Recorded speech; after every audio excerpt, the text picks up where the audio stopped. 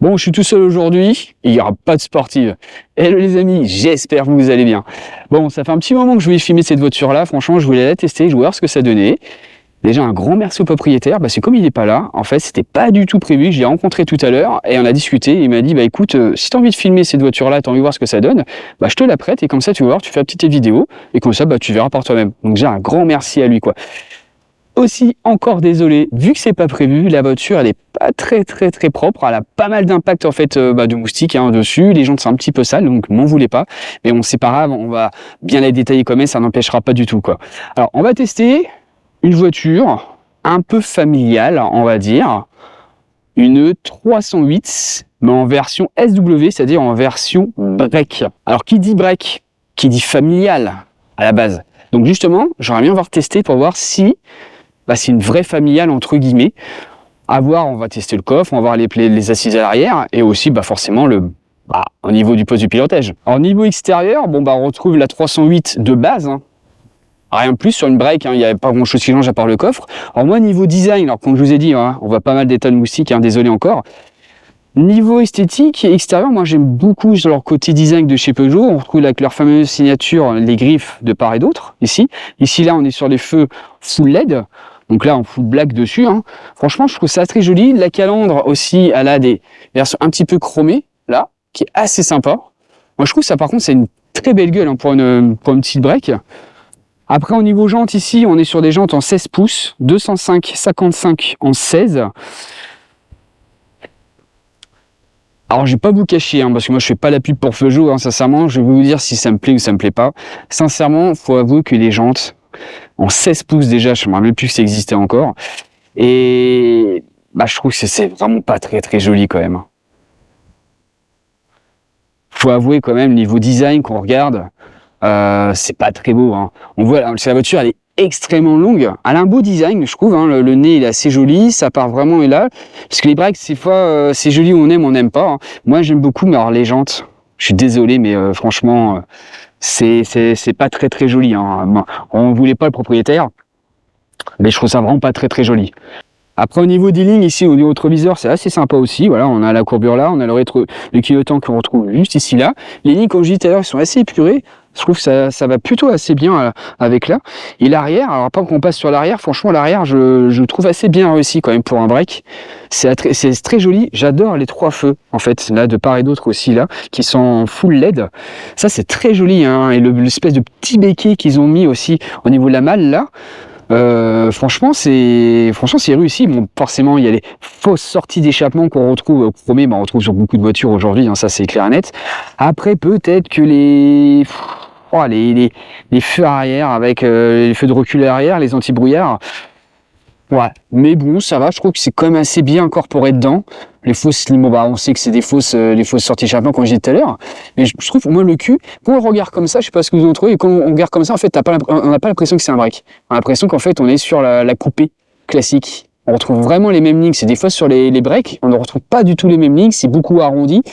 Là, on retrouve vraiment les lignes de la berline, et c'est vraiment que là qu'on dit que, effectivement, on est sur un break, en fait. Donc, je trouve que c'est une belle réussite, je trouve, pour un break, c'est plutôt assez sympa, quand même. Quand je dis, les jantes, c'est vrai que c'est pas très joli les jantes. Ils sont pas moches niveau esthétique, mais je pense qu'ils passeraient, ça aurait été en 17-18, que là avec des gros boudins en 55, c'est pas très joli quoi. Donc je sais pas ce que vous en pensez. Moi personnellement, j'aime beaucoup la ligne. Après, si vous me suivez, vous savez bien que moi j'ai les voitures noires des fois, parce que les jantes sont quasiment pas noires, mais sont anthracite. Moi les full black, je suis pas trop fan parce que ça ressort pas assez les lignes. Là, ça va encore, ça va. Bon après, je trouve que ça fait aussi un petit peu cacaille, je suis désolé, mais les plastiques qu'on retrouve là esthétiquement c'est pas très joli. Après bon, on est sur plusieurs gammes aussi, il y a plusieurs gammes qui existent, on verra ça tout à l'heure, mais en général je trouve que c'est plutôt assez sympa quand même. Alors niveau intérieur, par contre je trouve ça vraiment très joli l'intérieur. Quand on rentre là, alors on retrouve le fameux petit volant de chez Peugeot, qui est typique sur toutes les gammes qu'il y a chez eux, qui est très joli, et la planche de bord aussi, je trouve que c'est plutôt très bien avec la version cockpit, virtual cockpit comme ils appellent ça. qui est plutôt assez sympa. Là, au niveau des portières aussi, je trouve que la continuité ici, vous voyez là, il y a le tissu qui est là, il suit complètement sur la portière. Il y a une vraie continuité, même sur le plastique ici, ça suit vraiment toute la continuité là. Et je trouve ça vraiment assez sympa. Vous voyez, ça suit là, ça suit ici. Même la planche de bord là, on a l'impression qu'elle va sur la portière en fait, parce qu'ils ont biseauté la portière exprès. Et non, franchement, c'est super bien réussi. Les fauteuils, alors les fauteuils, je les trouve super sympas aussi. Là, ça fait un peu baquet et la coloris est plutôt sympa. On est cuir, tissu ici, sur piqûre, un petit peu bleu, qu'on retrouve pas sur la voiture autre part. Ça fait même un peu turquoise, on voit sur la caméra. Mais en fait, ça ressort super bien et moi, je trouve ça assez cool. Alors ici, on est sur une boîte de vitesse manuelle. On n'est pas sur en fait une boîte auto dessus, mais sinon voilà, c'est assez épuré. Mais ouais, c'est assez sympa quand même. Hein. Là, même les portières là, quand on les voit un peu plus près, on a du tissu ici là, un petit peu de cuir là. Ouais, c'est bien aussi quand même. Hein. Franchement, en fait, ça donne envie de rentrer. C'est parce que c'est une voiture qui est pas forcément très grosse à l'extérieur. Et qui est assez basse, et du coup je trouve que c'est plutôt assez sympa quand même. À l'arrière c'est pareil, hein. On retrouve le même fauteuil, sur piqûre un peu bleuté dessus là. Il y aura pas mal de place aussi, hein, du coup. Je trouve que c'est assez bien fini aussi. Une fois qu'on est assis à l'arrière, franchement on est plutôt assez bien. Hein. On a pas mal de place au niveau du toit aussi, là. On est pour un grand gabarit, je pense que ça rentre plutôt assez bien. Là pareil, on est au niveau des jambes ici. Le fauteuil il est pas trop avancé, hein. Il y a à peu près le même gabarit que moi. Et franchement, il reste quand même pas mal de place. Et je suis hyper étonné. On n'est pas trop droit, on est légèrement en fait incliné. Et les fauteuils sont super confortables. Hein. Franchement, là on retrouve les appuis-têtes aussi qui sont réglables, forcément ici là, qui sont très jolis. Hein. On retrouve le tissu là avec la surpiqûre ici là. Et franchement. Ouais, c'est encore une belle réussite. Hein. Après, comme je dis, je suis pas attention, je suis pas une pub pour Peugeot. Hein. Donc je vous dis, si j'aime pas, j'aime pas. Et là, pour l'instant, j'apprécie bien quoi. Pour le coffre, parce que là on y est, forcément, version break, on va voir vraiment s'il y a du coffre. Et là, grosse surprise, franchement, il y a un sacré coffre. On est sur du 608 litres. Comme ça, et une fois que tout est rabattu, on est sur du 1634 litres. C'est énorme. Franchement, c'est plutôt pour une petite, comme je vous dis, c'est pas un monospace, hein, attention. Et franchement, c'est plutôt très honorable. Hein, le coffre est super grand. Alors bien sûr, il y a la fameuse plage arrière qui se rabat en fait automatiquement ici. Et on retrouve là en dessous, on a un faux plancher avec une roue là. Alors il n'a pas la galette ici, mais la galette il l'a pas mise. Mais en fait on a une galette, vous voyez, on a un emplacement pour la galette ici là.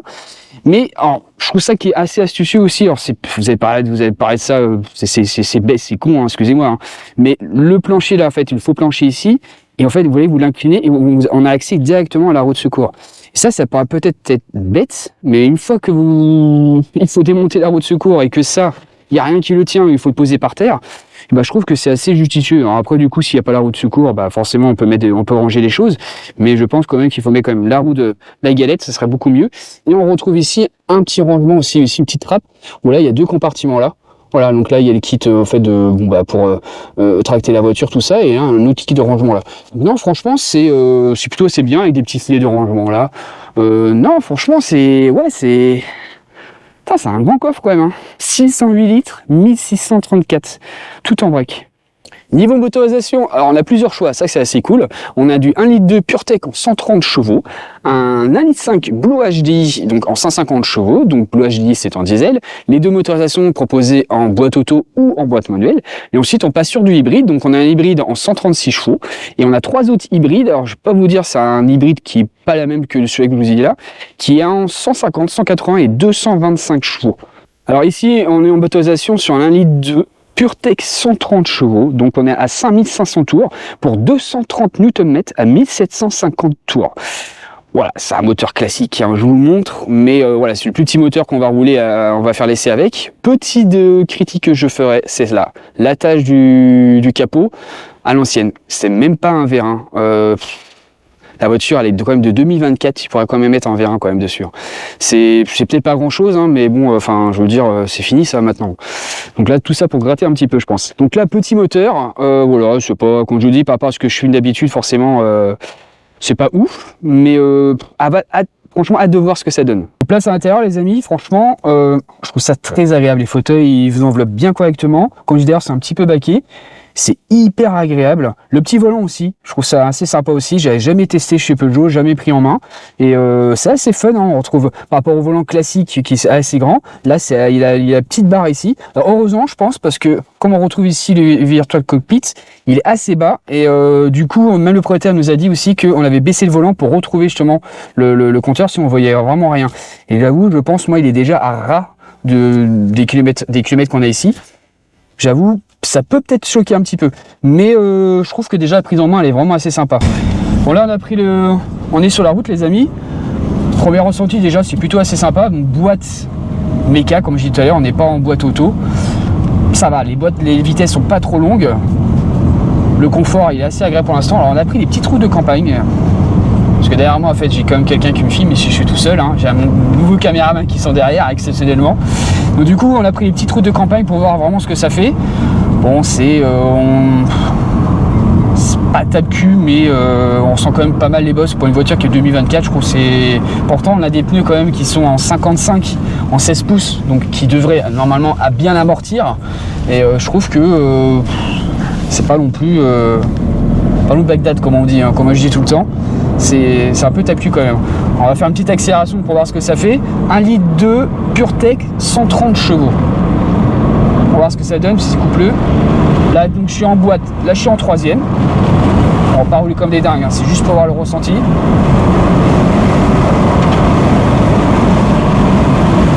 Ça va. C'est pas non plus voilà, ça va. C'est assez coupleux quand même pour un petit moteur quand même, parce qu'on reste comme sur un 1,2 litre. Mais on va dire pour les petites routes de campagne ça suffit largement. Comme je dis, moi je pense que je prendrais plus un diesel. Par contre niveau bruit, là on va fermer les fenêtres pour voir ce que ça donne. À l'accélération j'ai trouvé ça tout à l'heure un petit peu bruyant quand même. Là on va voir, en fait fermer, on va faire une bonne petite accélération.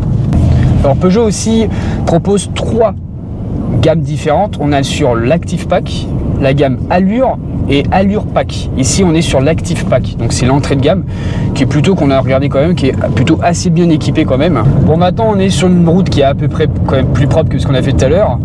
On va tester ça en accélération.